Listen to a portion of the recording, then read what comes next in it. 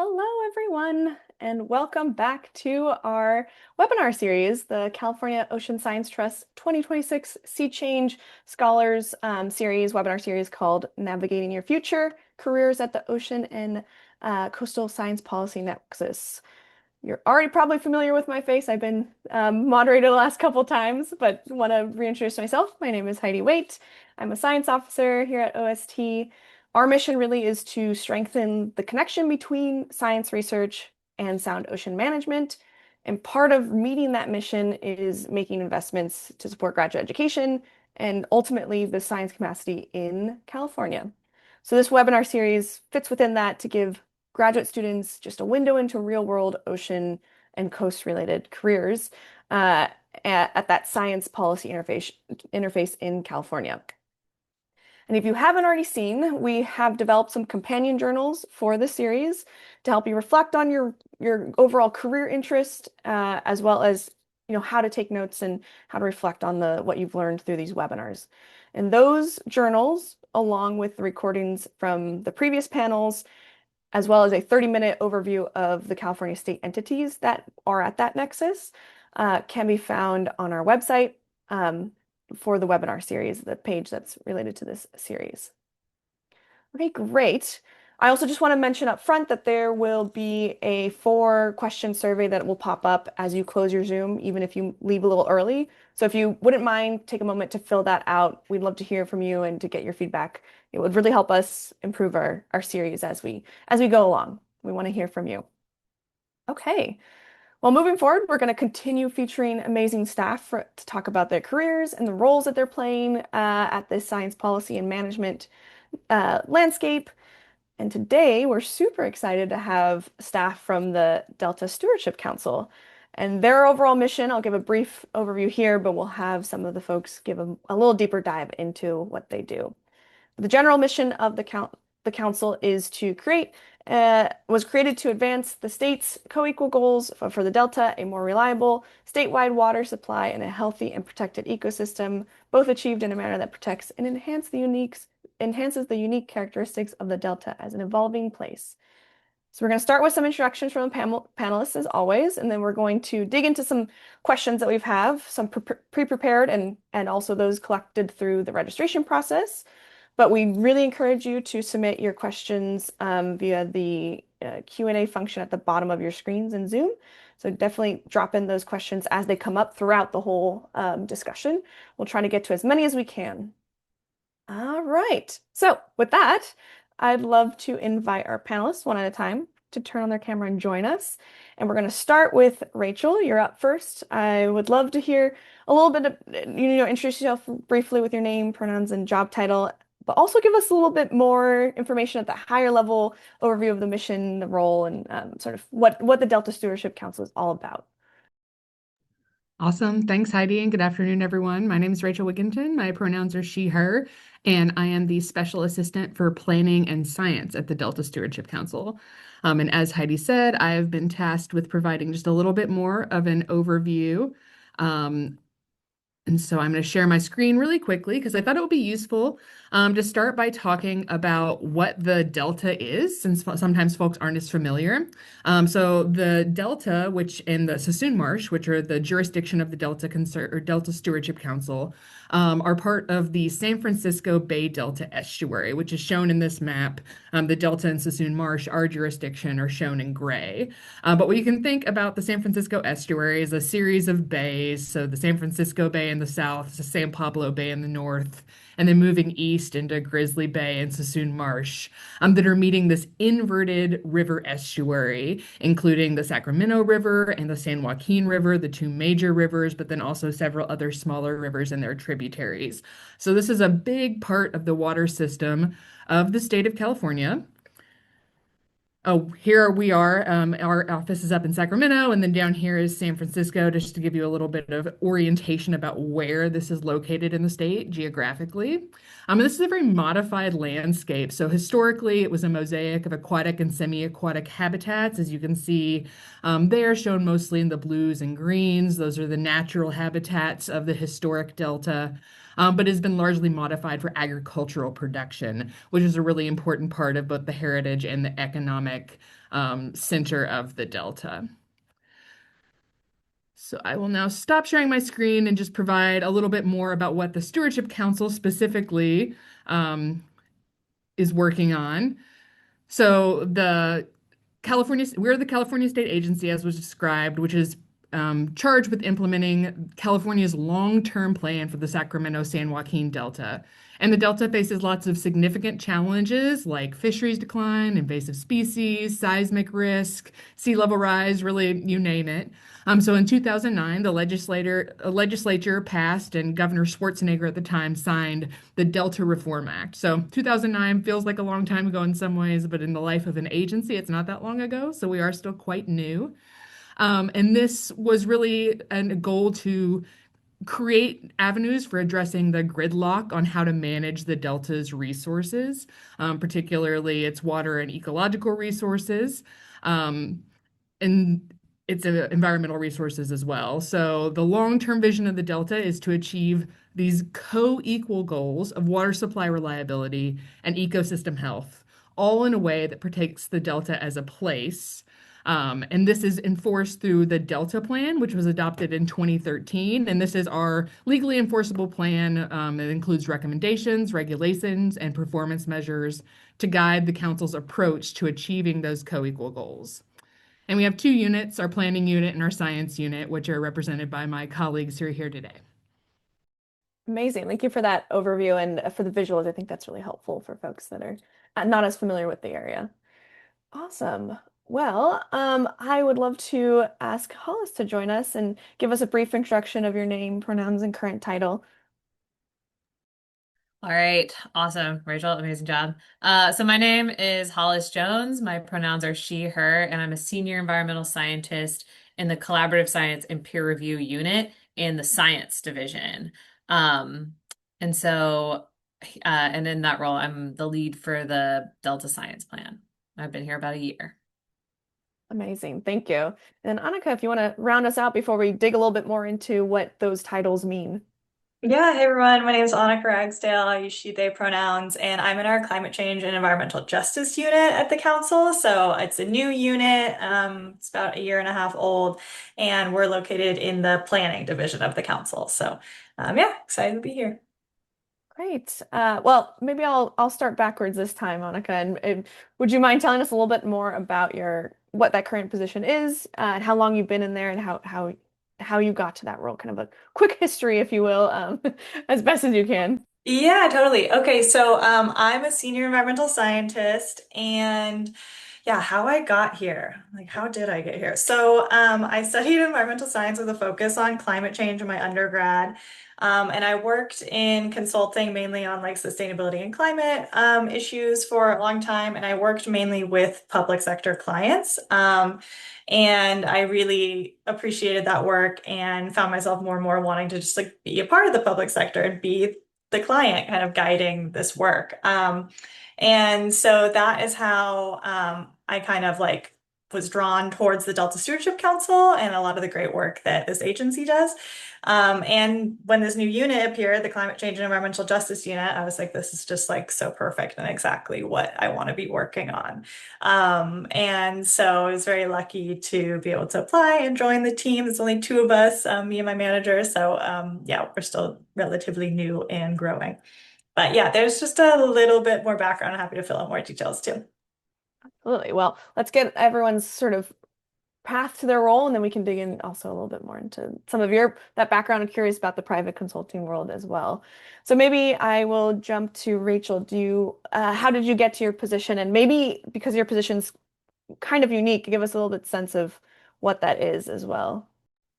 Yeah, I'm happy to do that. So, a similar beginning of my path to what Annika described. I was studying biology and conservation and ecology in my undergrad, and I pursued graduate education after I finished my undergraduate degree. So, I had a research focus. So, I have a master's in biology focused on wetland ecology. And then when I was finishing up my master's, I still felt like I had a lot of questions to ask about those systems. And so, I pursued a PhD in ecology from UC Davis. And that was really what brought me into contact because Davis is so close to Sacramento. It really brought me into contact with a lot of the managers and the policymakers that are working on natural resources in not just the San Francisco estuary, but the whole state. So as I was working through my PhD, at first I had really felt like I would pursue an academic track, but that started to feel a little bit less aligned with my desire to be really having a direct impact on management and policy, and also to be frank, I felt as though I wanted a little bit more job security than what was going to be on offer to me in an academic path, specifically for my field of ecology. It was seeming like it was going to move to a postdoc and maybe another postdoc before I would get a potential professorship where I would then have to, apply for tenure. And I was just feeling like I wanted more certainty. So I moved into working in the public sector.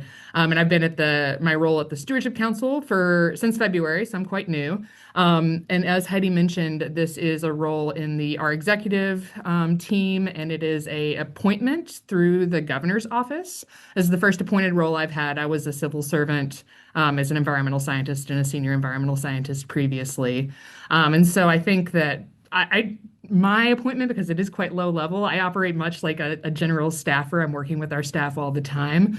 But there is, just some like additional process to getting an appointed position, which I'd be happy to talk about just as sort of a unique way of getting a job with the state. Yeah, absolutely. Maybe we can circle back to that when we talk about applying for jobs. That would make sense to chat then. But maybe Hollis, if you would want to round us out on how long you've been in your position and what your path was to that role. And then I might have a follow-up for you on the transition from research into policy as well. Yeah, absolutely. So I have been with the Delta Stewardship Council for about a year now, and I started as a California State Sea Grant Fellow. And I was only a fellow for about 4 months before applying for and getting this position.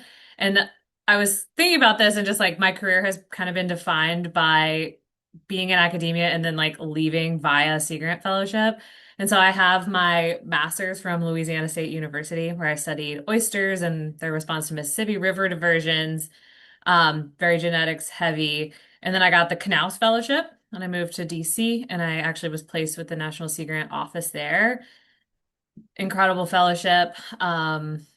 And then I stayed on as a federal contractor. And this was kind of my first real like policy job. And then went back to school despite saying I would never do it. And then left via Sea Grant Fellowship, and now and here I'm here. And during my PhD, I also studied oyster aquaculture, climate change. And so really kind of a big pivot to the Delta, which I didn't know anything about, but happy to talk more about what that kind of feels like and how it can be really awesome. Yeah, and I don't know if you have any thoughts. We have a couple students that have sent in questions about the transition from research into policy. So I was curious, you and potentially Rachel too could maybe have some comments on that transition and if there's any advice and transferable skills that you see that could lead to be successful in a more policy heavy kind of position. And yeah, any thoughts on that line of thinking? And I don't know if Hollis, you want to start and then pass over Yeah, to I'll Rachel. get started. I'll pass it to you, Rachel. I think that having like a master's or PhD, sometimes it can be really hard to quantify exactly what my skills were. And I think ultimately it boils down to like reading and writing really, really well and thoughtfully. And so when I think about like what I do at work, it is a lot of like reading and synthesizing information and then presenting it in a digestible format. Like I said, I lead the Delta Science Plan, which has been just creating a document about how we do science in the Delta, and actually having that graduate education really has like positioned me well to be able to do that. And I think as academics, something that can be really hard about this transition is going from being an expert in something, at least for me, to something that I feel very like new and like wobbly legged at basically. But also just like looking at it as this incredible opportunity that we don't get that often really dive into something totally new. And so if you don't, you do have doing research does give you the skills to be good at kind of policy work and management work as well. Yeah, so definitely sounds like some science communication, being able to communicate to different audiences is key. And what I'm also hearing is a little bit about that getting up to speed on topics really quickly, which you do learn how to do it in your PhD, at least at the start. So I think that's another great transferable skill. And here at OST, we consider ourselves expert generalists. We have to know enough about every topic and get up to speed quickly. So that definitely resonates with me as well, and my transition from PhD to policy work as well. So Rachel, I don't know if you have any other additional thoughts there Yeah, to add. definitely plus one to everything that Hollis said. But the one thing I will add is that I have found that a big part of my experience doing research was getting comfortable not knowing the answer and just having a problem that was mine that really, I was in charge of figuring out. And certainly there's, a lot of collaboration, both as a researcher and as a state worker. But I think just being comfortable with that feeling of saying this is just a problem that like I am figuring out. Like other people have done similar things, but no one has ever done this exact thing that I'm doing. And having the sort of confidence that if you keep working at it, you will eventually figure it out, has definitely been a transferable skill for me. I don't know exactly what that is, like dogged optimism, maybe. Something like that, if that sounds right. And I also think if you run any sort of experiment with multiple volunteers or anything, you also have some project management skills there that you can frame. It's sort of a bit about framing. I'm happy to answer if any questions come to the Q&A. We can dig into those transferable skills a little bit more too. But wanted to circle back to Annika on your previous work going in the consulting world from you doing a master's, also consulting work, and now in the public space. So I'm very curious about sort of what that transition was like, what surprised you the most about how things operate differently across those sectors, and any other like reflections you have from that time as a consultant and or any of the other ones any other sectors you worked in. Yeah, totally. Yeah, so I was a consultant for about like 8 years. So I did that after my undergrad, all the way through my master's at UC Davis. I guess I didn't mention that. I did an environmental policy management master's at UC Davis. And yeah, I think one of the key differences is really like the pacing between the private and public sector. And I mean that both in terms of like day-to-day pacing, but also kind of like big picture.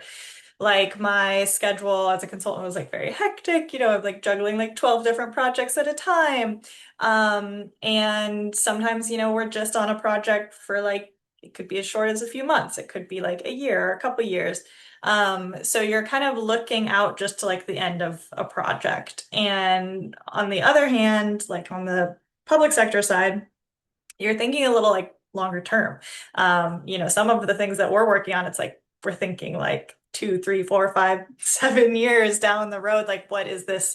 What's our vision? Where do we want to end up in terms of like the work that like our unit does and at the planning division? And I'm sure it feels the same way in the science program as well. So, and I really wanted that. I didn't like this feeling of like, here I've given you a report and then I just like disappear, as a consultant. That's kind of how it felt at times. And you didn't know how that work was going to be used or if it was going to be used.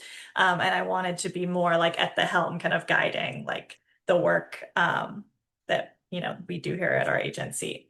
So yeah, I guess that's one key like difference that I've noticed. And yeah, I'll maybe leave it at that unless there's more you want me to touch on.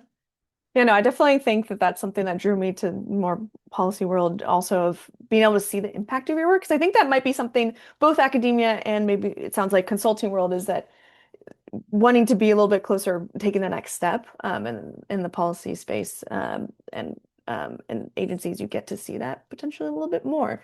So that's great to hear. And I appreciate you breaking down a little bit some of those reflections for us. Great. Well, we've done a little bit of sort of how you've gotten to your current position, and I'm hoping we can dig in a little bit more into now what you're doing now. What does that actually entail? What does your day-to-day look like? And if you want to reflect on what your favorite part of the job is and or the least glamorous part of the job, because I think it's important to hear both the goods and the bads. Every job has it. Doesn't mean there's anything wrong with that, but I'd love to hear that. So maybe. I will pass it to Rachel to start us off on that. Sure. Yeah, happy to do that. And I will say, just because I'm still somewhat new to this role, I feel like my day to day is kind of evolving. But so, as I said, my title is Special Assistant for Planning and Science, and what that kind of entails, it's a little bit of an everything type of job. I report directly to the executive officer, and so some of what I'm doing is like helping to inform her about the different work that's going on, making those translating like up and down in the organization to make sure that communication is happening effectively. But a big portion of my job is coordinating the Delta Plan Interagency Implementation Committee. So we mentioned we have our Delta Plan, which is our regulatory document, the natural resource plan for the region. But the council, our role is really a convening agency, and then also we do have this regulatory role where people have to show their compliance or their consistency with the Delta plan. But part of that convening role is bringing in all the different public agencies that work to advance the Delta plan. And so we have 18 state and federal agencies that sit on this committee. And so I am working to bring topics of importance to those leaders. So it's a lot of like executive level folks that are sitting on this committee. And then we also have subcommittees that are subject matter focused. So specifically a restoration subcommittee where it's the same suite of agencies, but it is folks that are like the leaders in their agencies for restoration. So I'm really focused on, again, some of that science communication and synthesis and translation to these groups. What are the most important topics that they should be focusing on? And organizing meetings that help them to engage with those topics. So I would say just one of the things that I got in my graduate degree that I feel like I sought out and that I've used more than I ever thought I would is like event planning and like meeting planning. I did a lot of that when I was in grad school, and it is one of the skills I use all the time. It's just like how to run an effective meeting. I've taken some trainings on that I would definitely suggest to folks. And then I would say the unglamorous part of this is what I call clocking into the email factory, which is just like when you're coordinating with 18 different groups, it is like just, I'm like, how many emails will I produce today? So, it's a necessary part of the role, but it is definitely the part that sometimes I'm like, ugh, 18 emails today. It's like 10 p.m. or 10 a.m., whatever. I definitely know that feeling as well. We at OS2 do a lot of that event planning, which is also, yeah, a skill that you don't maybe think in grad school that you're going to use necessarily, but it sounds like in a lot of policy, science policy kind of positions, you are doing a lot of that and scoping an agenda that is going to elicit the kinds of conversations that you want to have with the group. So it is a skill, something that you learn along the way, and it sounds like there's some trainings available too. So if those are easy to find or we can do a follow-up, I would be curious to share those out with folks as well. How about Hollis? Do you want to give us a little bit of a sort of what your daily work is and what exactly it is that your title means? Yeah. So, so a lot of it is so complicated, like senior environmental scientist in the collaborative science and peer review unit. And so something our unit does that I haven't really had a chance to do yet just because of scheduling is we organize these peer reviews of big decisions in the Delta and like big models and stuff like that. Like one that comes to mind recently is that there was an exceedance of the incidental take permit for juvenile um, or no, winter run Chinook salmon. And so we, as a unit, convene experts and we review what happened. How do we make sure that that doesn't happen again? And these experts kind of like weigh in on these decisions. And this is a really cool function of the Delta Stewardship Council. Like peer review is something when I think of journals like Reviewer too. But we are peer reviewing actual like management decisions and things like that. So that will be a part of my role moving forward. But up until now, it's been shepherding the Delta Science Plan, which will be released later this summer, which, as I said, is just a lot of like synthesizing information. But a cool part of this has been a lot of the Delta Science Plan is based on conversations we've had with the community. And so, like Rachel was saying, there's kind of like event planning to bring people together to figure things out. And I think just on that for a second, something that is like has been unexpected for me, at least as someone who didn't work in the Delta until this point, is kind of the network of people I know. Like I just having gone to UC Davis, I'm sure there's some UC Davis folks here today. Like Rachel and I were in the same program. We didn't overlap, but like Annika went to UC Davis. My entire unit went to UC Davis at some point. And so that's just been like the network, that network has been really important, and just being able to bring people together. Like I'm lost. What am I answering? My daily tasks. Yeah. And any favorites or least favorite bits of the position? Okay. No, that's Yeah. very helpful insight. So no worries on taking side streets. I love it. Um, yeah. Okay, my favorite thing. The Delta Stewardship Council is a really cool place to work because it really supports learning. And like I said, I'm a noob in a lot of ways about the Delta, and I have gotten to go to so many very cool like tours and conferences and events. Like 2 weeks ago, I toured Sac Sewer, which might not sound cool, but it was very cool. Like anything that where you get to look behind under the hood, like where is sewage in Sacramento going? Now I've seen it. But there's been a lot of support from my supervisor and a lot of my colleagues go on these tours as well. And just like it is a continual, like we are always learning. And that is just a very cool place to be at a state agency where state work sometimes can have this like added people like stereotype it that you're not like learning new stuff all the time. But I feel like we really are as an agency. And so that's been very cool. That's amazing. Yeah, I'm sure that a lot of folks on the call, as grad students, I think it's a potentially a common characteristic of ours of one liking to learn new things. So it's great to hear that the Delta Stewardship Council is one of those sort of always learning kind of agencies, which we love. Um, Great. Maybe Annika, if you want to round us out on the what your role actually entails and if you have any favorite or least favorite bits. Sure. Yeah, I also second everything Rachel and Hollis said. Yeah, like the email factory thing is so real. My body is a machine that makes emails. And Hollis is right about the learning. I think yeah, that's maybe unique about the Delta Stewardship Council. We're a really small agency, so there's only like 75 of us, so we get all get to work together and work on projects collaboratively. And so we're kind of always learning and putting on like different hats all the time.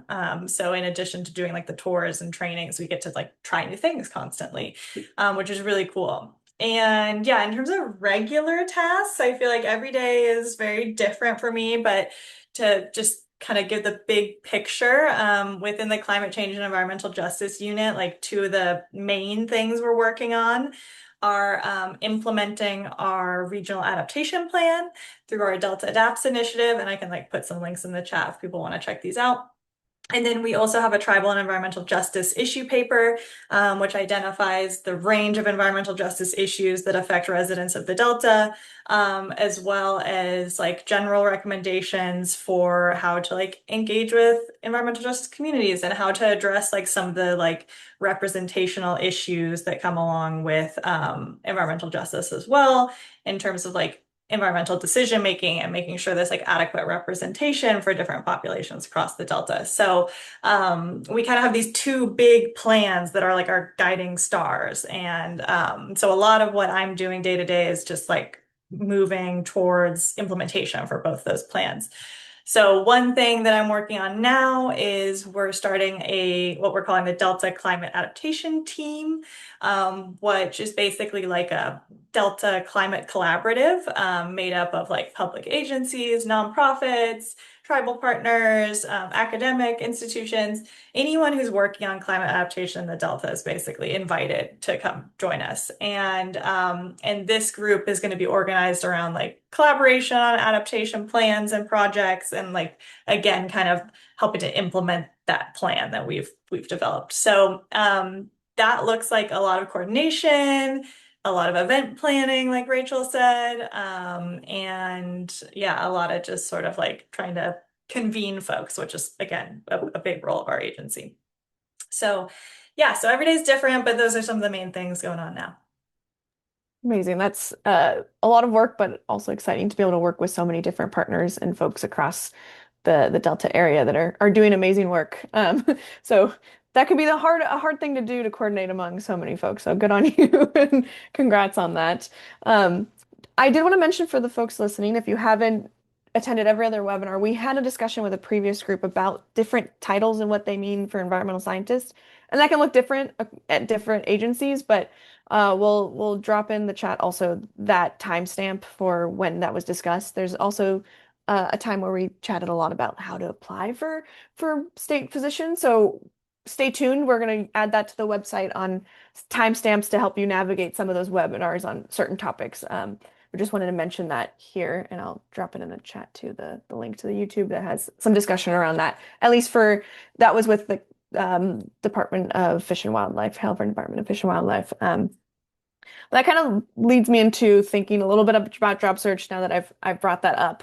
But wanted to hear from you all. Maybe I know Annika, you just spoke, but punt it back to you and then open it up to see if anyone else has any thoughts. But how did you all find your positions, and maybe what are the best places to find opportunities in state work and state policy? And yeah, any thoughts on that? Yeah, I actually found this position like I don't know like if this is the old-fashioned way. I met my manager Morgan at a conference, and so we just kind of like were schmoozing and talking about the council. I was familiar with the work of the council from actually like reviewing some of the Delta Adapt stuff prior, and so yeah, so she had kind of like we just connected that way, and then she mentioned like, oh, there's going to be this new unit, so I found out about the position through her and was able to apply.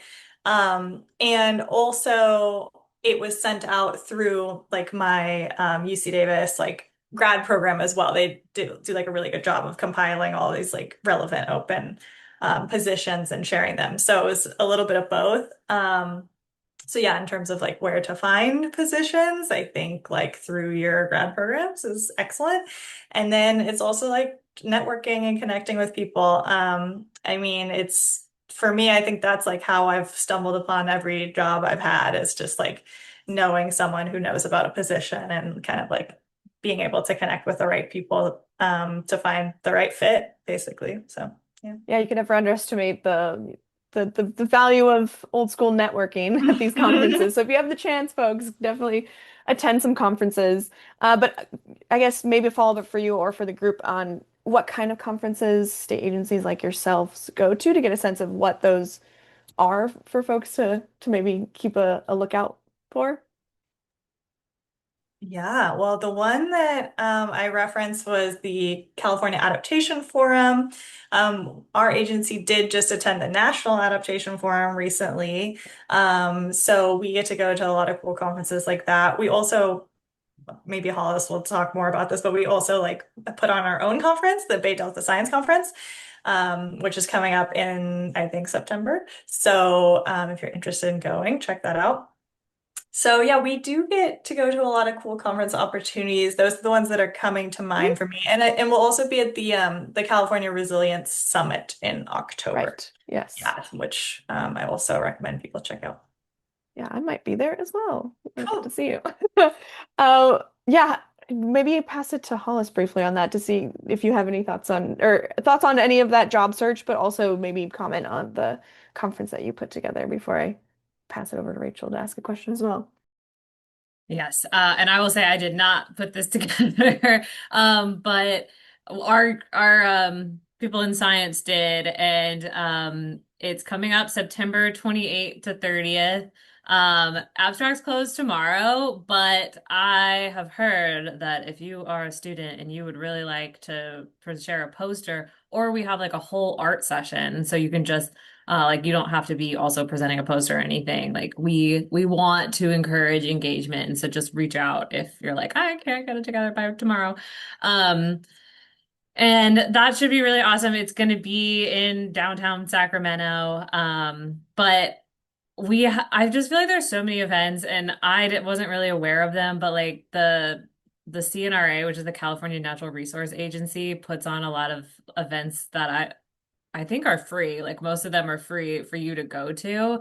And I think it's a really like I didn't know what the Delta Stewardship Council was to be perfectly honest, like 2 years ago. And so like I think it's also a good way to learn about these different agencies, which like everyone's heard of probably like CDFW or DWR or something. But there's so many. And just like going to these kind of like free day events can really expose you to a lot of different things. I obviously love the Sea Grant model of ejecting yourself from academia, and I think that's a really good way to do it. And I'll just echo what Heidi was kind of saying, but like if you are putting together an application for a state job, find someone to talk to who has one because the process is so opaque. I also, having been at NOAA through National Sea Grant, had this impression that like you can't get a job unless you know somebody. But I actually I have revised my opinion on this. I've seen us bring in a number of people that like obviously I was already in this position basically when I got hired from fellow to senior environmental scientist, but we've brought in a number of people that like weren't previously affiliated or like nobody knew. And so you can get in. I appreciate that. Yeah, definitely something to consider there. And I highly recommend talking to folks, like whether it's a fellowship, a job position, anything like that. When you get a chance to do, some informal interviews, informational interviews, kinds of things, I highly recommend. And definitely all our panelists that we've had so far are all willing and welcome your emails. So please don't feel scared to reach out. Rachel, I wanted to follow up on what you mentioned at the start about this, special appointment and how that could be different than applying the normal way for a state job position. So, yeah, anything you wanted to explain on that and how exactly that opportunity arose and how that process is a little bit different. Yeah, absolutely. So, as I mentioned before, I was in this position. I was in the environmental scientist track, just like Annika and Hollis. So, I started out also as a Sea Grant State Fellow, like Hollis, getting hired on to the agency where I was assigned as a fellow at the San Francisco Bay Conservation and Development Commission. And then I moved to be a senior environmental scientist at the Sacramento San Joaquin Delta Conservancy, an even smaller state agency. There's about 14 people at the conservancy. And I found that job the one of the old-fashioned ways, I guess, which is that I was signed up through Cal Careers to get a email notification, like a digest email of all of the, or you can set it up in many different ways. You can filter it, but I had filtered by, I wanted to see the senior environmental scientist specialist, sort of like the next step up in my career journey. So I applied for a position that basically just came into my email. And then in that role, I was collaborating with the person who previously had my position on that restoration subcommittee that I mentioned earlier. And so I was in contact with the person that was in the role that I now have. And when she moved on to her next role to be the executive director of another one of the small Delta state agencies, I essentially reached out to her. I was like, "How does this work? Like, your position's different. Like, what is it?" So I definitely already had her in my personal network, and so there is, of course, Cal Careers where you can apply for the state civil service positions. There's also websites for applying for positions in the Senate and the Assembly. And there's another distinct website where the appointments, so the governor's appointments are listed. So there is an application that you fill out for an appointment through that website. But I would also say because this is not, you're an exempt position, which means that you're not covered by a union. And so some of the HR rules about like the hiring process just aren't exactly the same. So I think it is a situation where it is appropriate and useful to leverage your network if you have one. So I had like specifically talked to this person who was in the position before, and she had advised me you should just email the executive officer and like let her know because she and I had like met a few times before. She knew who I was generally. She's like, just let her know that you're interested and that you applied. And so I did that, and like, from that, I ended up like talking to her a little bit, got an interview, and then did have to interview with the governor's office as well. And they do like a background check on you. So there is that extra layer of like, are you going to be a politically embarrassing person to be associated with? So just something else to keep in mind as far as like, I'm sure that they Googled me, they ran a background search. So some things that might be different from the more like the Cal Career civil servant hiring process. That's super interesting. That aspect of maybe extra layer than maybe other state positions where you are going to be more present, more visible. So being a figure that won't embarrass the organization, the agency, I guess, is And an I interesting do just want to like component. also reiterate my appointment's very like low level. And so I think that there are folks who are like working directly with the governor, directly with the governor's office. And mine is much more like if, if they need me, they might contact me, but I'm mostly just operating as a staff person at this agency. So it's Interesting. different for different appointments. That's also helpful here. Very cool. Very interesting. Thank you for giving us that lowdown. I wanted then to turn a little bit more onto the skills aspect of what kind of skills from grad school, given that our audience is a majority grad student or recently graduated students. I wanted to hear a little bit more about the kinds of skills that have been useful in your current jobs and if there's anything unexpected. I think, Hollis, you started to make a point about this earlier, but if there's anything else you wanted to expand on any skills from grad school that have been really helpful in your current position. And we've started to touch on that all across the question so far.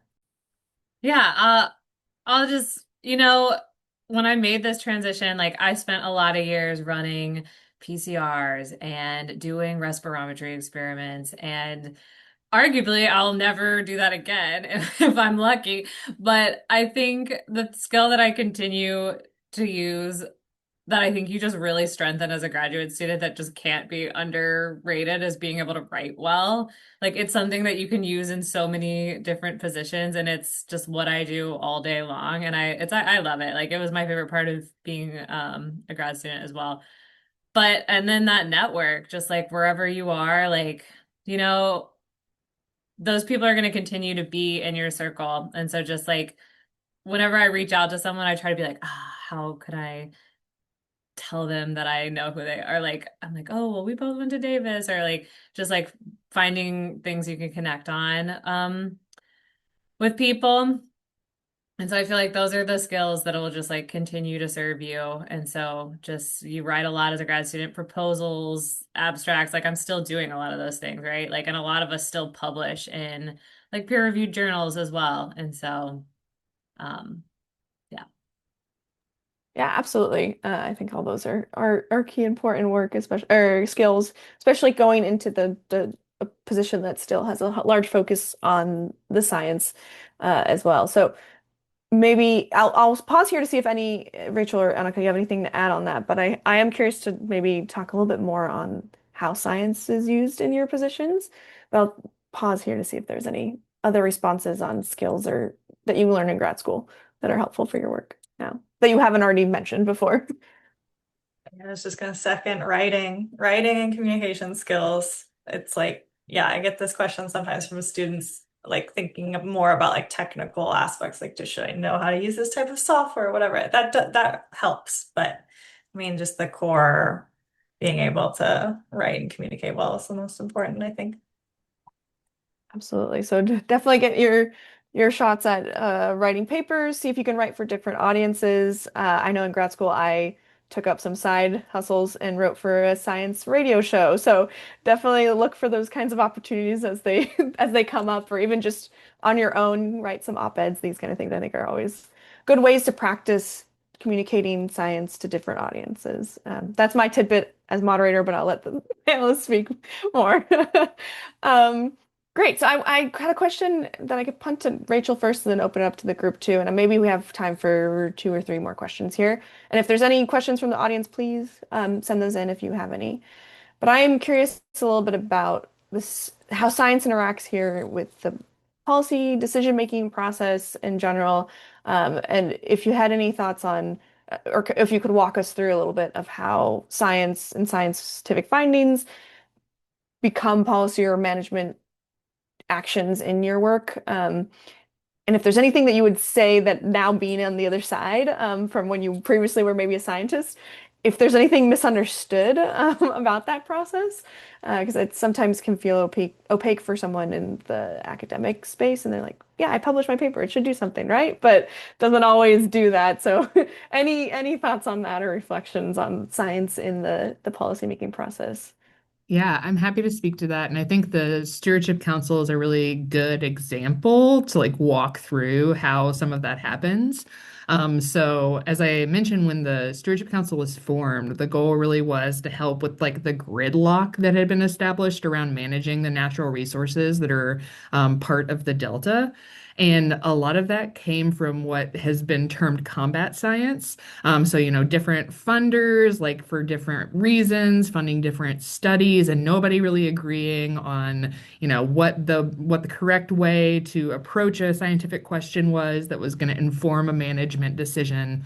And so, when the Stewardship Council was formed, we were formed with our science division, which is called the Delta Science Program.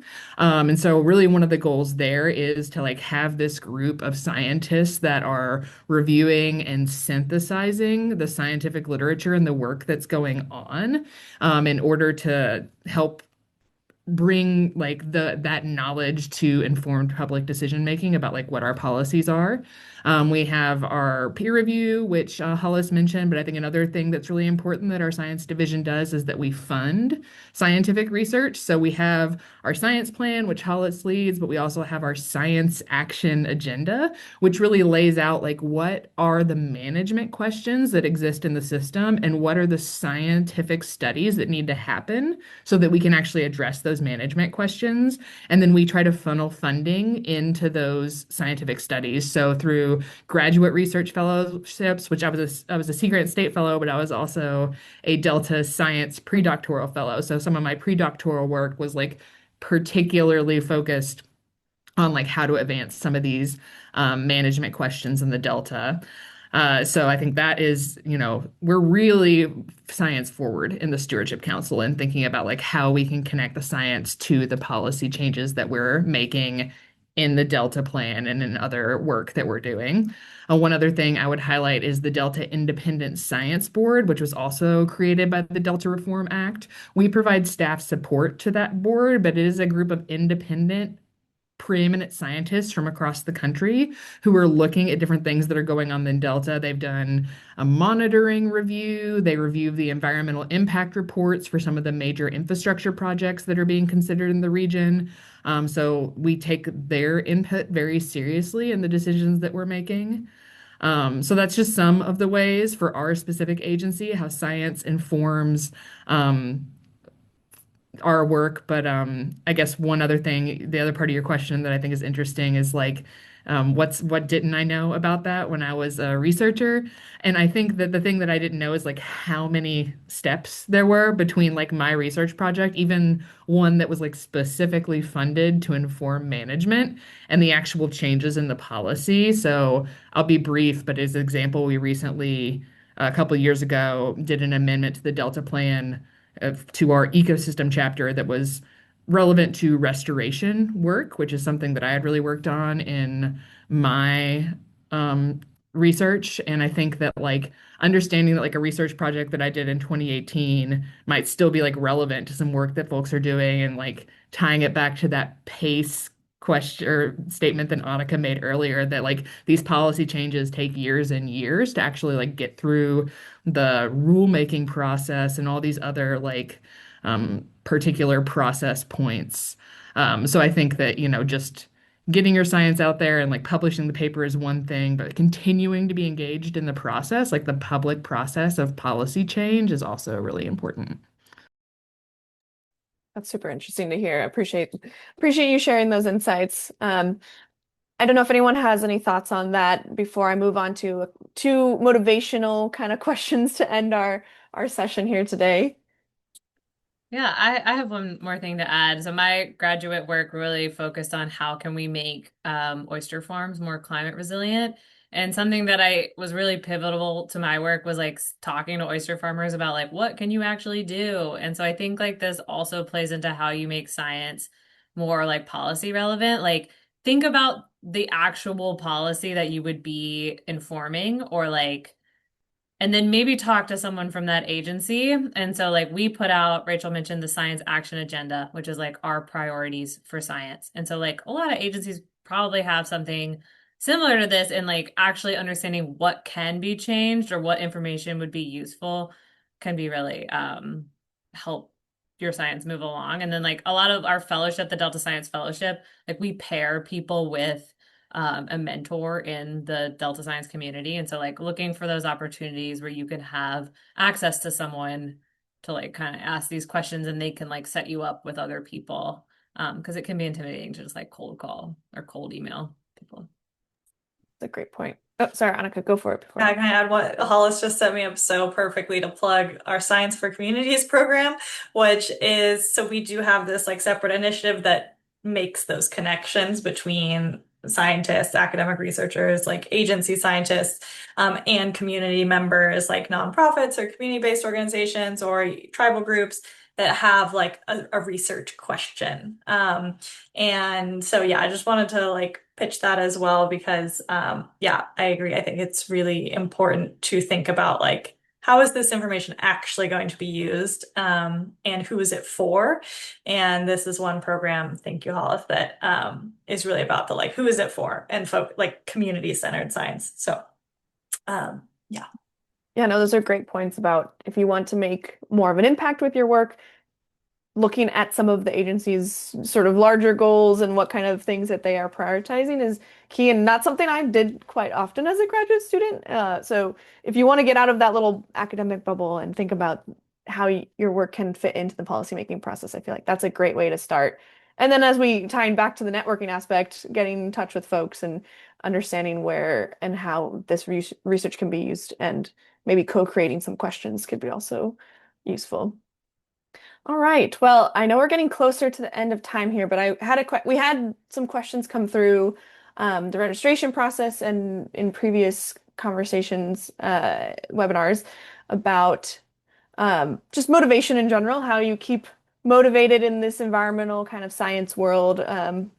Which can be difficult, especially with certain funding cuts on the federal level, which might look differently in California, but can be potentially demoralizing. So if you have any thoughts on how you keep your motivation and potentially that's, tied to what you find motivating about your work and or the mission of the organization.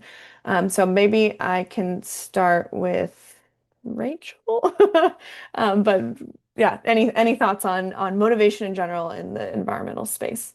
Yeah, I mean, I definitely resonate with that question, whoever put that in. I think that the thing that is motivating for me is that I am working in a space where we are trying to think about how we can best manage these natural resources and improve ecosystems. The Delta provides drinking water for 25 million Californians. It's home to tons of species that are endemic only to the region. And it can be really challenging to be in that setting where there is no perfect solution for like making everything like 100% good for all the different like goals that we might have. But I think that just being in a space where I'm like, I'm trying every day, my little emails, I'm trying to make things a little bit better. And I just try to focus on that, in my space, in my particular sphere, I'm making that effort every day. And you get to see everyone else doing and working hard as well. So I think that's the community aspect of it is probably really helpful on that. How about Annika? And then I'll have Hollis round us out. Yeah, I wish I had a better answer. I mean, I think it is demoralizing. Like, yeah, everything going on in the federal situation. We are somewhat like insulated from funding impacts working with the state of California, which is huge. But yeah, to kind of go back to what Rachel said, it's like you're kind of just focused on what you can do as an individual, and then like working with this community of people that all really care is I don't know, like buoys me for sure. Like I really like value my like colleagues at the council and the work that everyone does. It's just like a group of people who you can tell genuinely all really care about the work that they're doing. And so I think if you have the privilege to like put yourself in a position where you're surrounded by people like that, it's a really great buffer against the the everything. So yeah. Um, Absolutely. Yeah, leaning on that community of other folks doing and working hard as best as they can. And also exercising your right as a citizen of the country and doing what you can as an individual and voting, etc. And in our California, we just had a voting. So even on the local and state level, definitely continue to do those kinds of things. And Hollis, do you want to round us out with any thoughts on that one? Yeah, definitely second what everyone has said and just like I guess just to sympathize, like I left NOAA as a federal contractor to get a PhD to come back. Like working for NOAA was my like career goal, and now it just feels like I don't want to work there because it's like doesn't feel like a safe job to have anymore. And so that was really hard for me and just like now I'm at the state and I actually like really love it. And I think what Annika was saying about like surrounding yourself with people that really care, like everyone at the Delta Stewardship Council is just like so smart and so motivated and just like being in that kind of environment can really be like a buffer. But it's like, I mean, it's had a huge impact. Like we have a lot of federal partners and like sometimes meeting with them, they're just like, oh yeah, it's just me now. Everyone else is gone. And like that can be really hard. But yeah, I don't know. That wasn't motivational. Working at the Delta, the Delta Stewardship Council is great, especially when like also academic jobs. Like I had friends, I graduated last year, get postdocs that were immediately ripped away from them. Like it's just, it was really like it's been a tough time for science and it's been a tough time to like find jobs and stay motivated. But the state is a great option. The state is really leading on a lot of ocean, coastal, and environmental issues. So I think it is a good space to be able to make an impact. And I think that we can leave it on that, motivational note that if you in the state you can really make an impact. And world leading in a lot of cases too, at least in the ocean space. So we do set an example as California outside of the larger system as well. So thank you all for sharing those thoughts and insights so far. We are really excited and we were so lucky to have you today. So a big thank you to the panelists for taking that time to chat with us. And for all those that are watching, also thank you for taking the time to chat, to listen in and for your attention and your engagement here. You can find more information on this series via our link, which somebody can paste in the chat in a moment, with all those accompanying resources, with the previous panel recordings, those journals I mentioned earlier at the start of the webinar, as well as working on getting those stamps of the different webinars to be able to reference back to. Our next monthly webinar is going to be July 9th. We're adjusting for the holiday, and I apologize if there's any confusion on the registration page at some point, but July 9th, 12 to 1 p.m., we're going to have staff from the California State Coastal Conservancy. I'm very excited for that as well. So we're going to continue this through the summer. So we hope to see you also in July and August. I know students, if you're watching, you might have other things going on, but hopefully you'll still tune in, and we'll continue on through the fall as well. So be sure to sign up for those webinars if you haven't already. And like I mentioned in every webinar, we can't guarantee that all the webinars will be recorded, but we encourage you to attend live. But if we can, we try to have these recorded. All right. Well, with that, there's a quick 4-question survey that'll pop up. Please fill that out if you have the moment. We appreciate any feedback. And I think that wraps us up for today. So really excited to see you all again, hopefully. And thank you again to our panelists. Huge thank you. We appreciate your thoughts and time here. Awesome. Thank you all. Thanks, everybody.